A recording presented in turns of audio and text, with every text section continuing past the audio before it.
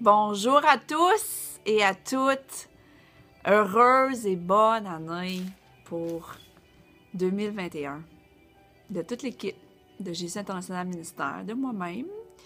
Et j'ai une parole spéciale, une bonne nouvelle pour le 10 minutes pour Jésus. Avec Jésus, j'essaie toujours de communiquer qu'est-ce qu'il y a de beau, qu'est-ce qu'il y a de bon dans l'Évangile et à quel point on peut être encouragé, même dans la correction. Amen. Chaque jour de nos vies avec le Seigneur. Amen. Donc, prions ensemble. Je veux vous donner une perspective de 2020 pour vous emmener dans un nouveau mindset que le Seigneur travaille dans mon cœur depuis quelque temps. Et il m'a donné quelque chose de spécifique il y a quelques jours que je vais vous communiquer. Amen. Merci, Père éternel. Merci. Merci pour ton peuple, merci pour le corps du Christ, merci que tout ce que je vais dire par le Saint-Esprit va venir transformer nos visions, nos rêves, de la façon qu'on parle, de la façon qu'on pense, pour ton royaume, pour les âmes à sauver et pour remplir nos cœurs de bonté et d'amour pour autrui, pour notre voisin. C'est ma prière aujourd'hui. Au nom de Jésus-Christ. Amen. Amen. Amen. Donc, soyons remplis d'amour pour notre voisin. Mais pour ça, il faut être bien dans nos cœurs, il faut être en paix et il faut avoir une perspective de tout ce qui arrive d'une façon positive, right? But cette pensée-là positive peut arriver sans effort quand tu as le Saint-Esprit. Ça, c'est la bonne nouvelle. Quand on se fie, on fait confiance au Saint-Esprit.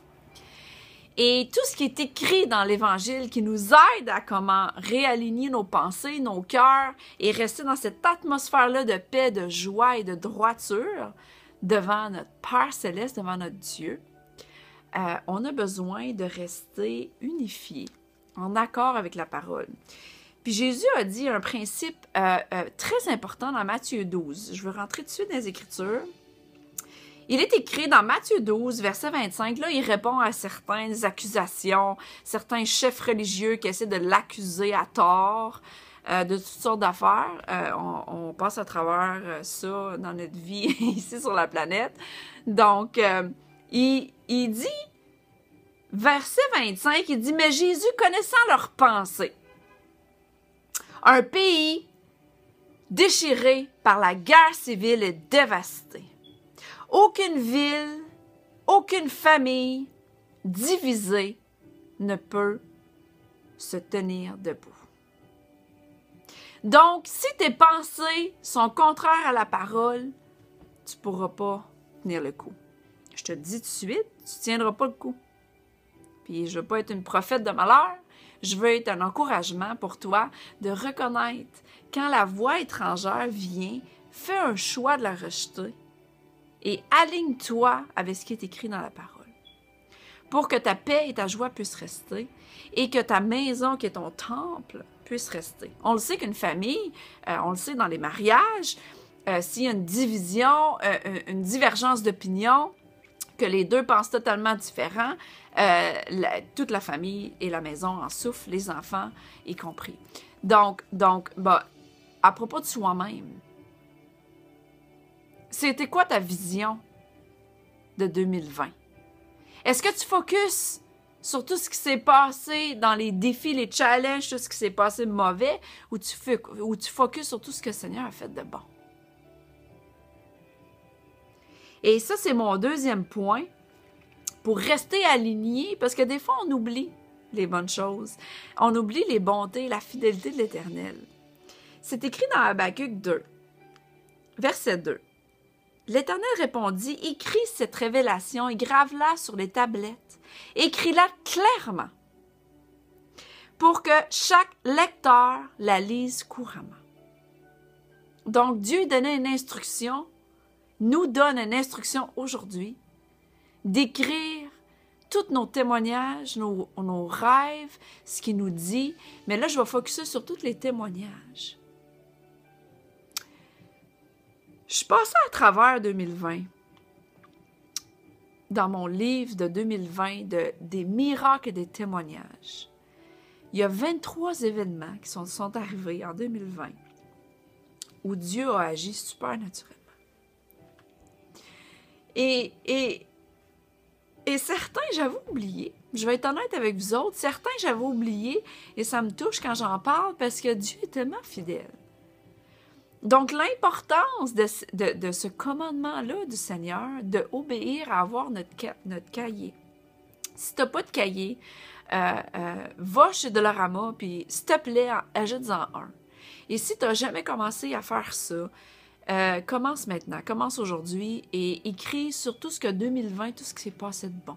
Tout ce que le Saint-Esprit a fait. On le sait, les challenges, on en parle. Mais à propos de tout ce que le Saint-Esprit a fait, de tout le réconfort qu'il t'a amené pour passer à travers les difficultés, à propos de tout ce que Jésus a fait dans les guérisons pour ta vie, ton corps, ton âme, tes émotions, à propos de Dieu directement sur son trône de grâce, de miséricorde, à quel point il a été miséricordieux pour te pardonner, pour t'aider à pardonner les autres, des témoignages que les gens ont expérimentés à travers toi. Écris. Écris. Petites et grandes choses. Parce que ça va t'aider à rester focusé. Ça va t'aider à ne pas oublier. Parce qu'il y a beaucoup de choses de bon qui se sont passées en 2020. Et je veux, encore là, tu sais, je veux rester optimiste, mais le monde est le monde. Right? Nous ne sommes pas de ce monde. On sait que nous sommes esprits. Et que notre réelle maison est dans les cieux, c'est là où on habite. Mais la terre où on est, le monde dans lequel on vit, dans la méchanceté, tout ce qui est mauvais, tout ce qui est pervers, je m'excuse, de 2020 à 2021, je pense pas qu'il va y avoir tant de changements que ça. OK? Donc, mais je reste encouragée parce que on peut, nous, en tant que corps du Christ, avoir une année prospère, avoir plus de joie, plus de paix, avoir des business qui explosent, avoir des rêves qui s'accomplissent et avoir toutes sortes de choses bonnes et prospères dans nos vies. Ça, je suis d'accord. Qu'on peut avoir cette perspective-là et on se doit d'avoir l'espérance, right? But pour ce qui est de ce monde dans lequel on vit, on le sait que tant qu'ils ont un souffle de vie, on va relâcher la miséricorde sur eux, sur les gens qui sont méchants, sur les gens qui veulent faire le mal. On prie pour eux, right? Si nos gouvernements font des choses qui ne sont pas alignées avec la parole de Dieu, on se doit de se tenir devant le cap de grâce et de miséricorde pour eux et de relâcher, de continuer de déclarer la sagesse, de continuer de déclarer la parole. Amen. Donc, et je vais juste finir avec ça. Dans Matthieu 16, Jésus parlait à ses disciples d'une façon quand même assez rough, là, tu comprends, dans ma perspective. Il leur a dit la vérité parce que il y avait une perspective de la terre et non des cieux à ce moment-là. Va dans Matthieu 16, ça va être verset 9. De verset 9 à 11, c'est écrit: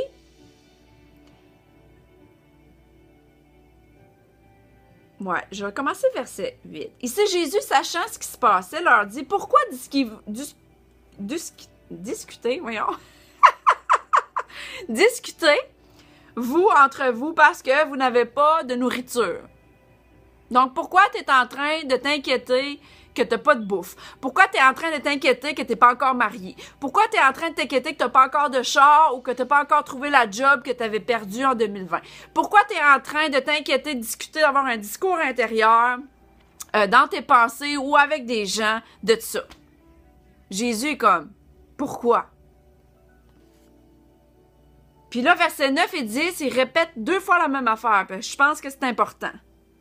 Mais si vous n'avez donc pas encore compris, vous ne souvenez-vous pas des 5 pains distribués aux 5000 hommes et tous les paniers remplis avec le reste? Les touskis qu'on appelle, là. Quand on fait trop de bouffe puis qu'il en reste. Il dit à ses disciples: tu te rappelles pas? T'as oublié? Verset 10, il dit encore: et 4000 hommes?